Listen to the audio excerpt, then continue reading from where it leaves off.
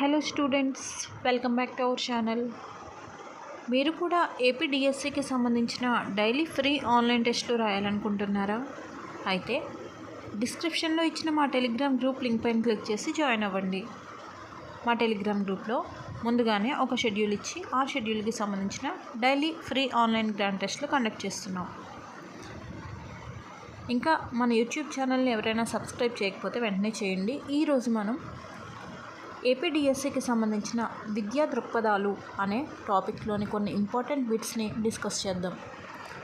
దేశంలో ఉన్నత విద్య అందరికీ అందుబాటులోకి రావడానికి కారణమైనది ప్రైవేటీకరణ. ఈ క్రింది వానిలో జనాభా విద్య లక్ష్యం కానిది. పిల్లల జనాభాపై రుణాత్మకత పెంపొందించడం. అకారణంగా కళ్ళ నుండి నీరు కారడం ఏ వైకల్యం గలవారి లక్షణం? దృష్టి వైకల్యం. పేదరికం విద్యార్జనకు అడ్డు రాదని పేర్కొన్న విద్యా కమిషన్ కొఠారి కమిషన్.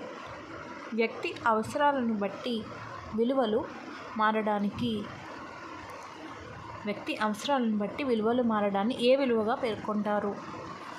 సాధనోపయోగ విలువ. వృత్తి విద్య, సాంకేతిక విద్య చాలామందికి అందుబాటులోకి రావడానికి ప్రధాన కారణం సరళీకరణ, ప్రపంచీకరణ, ప్రైవేటీకరణ. ప్రజాస్వామ్య విద్యా లక్ష్యాలను సూచించిన కమిషన్ మొదలియార్ కమిషన్. ఈ క్రింది వానిలో కౌమార విద్య లక్షణం కానిది. గుర్తింపు పొందని దశ అనేది లక్షణం కానిది.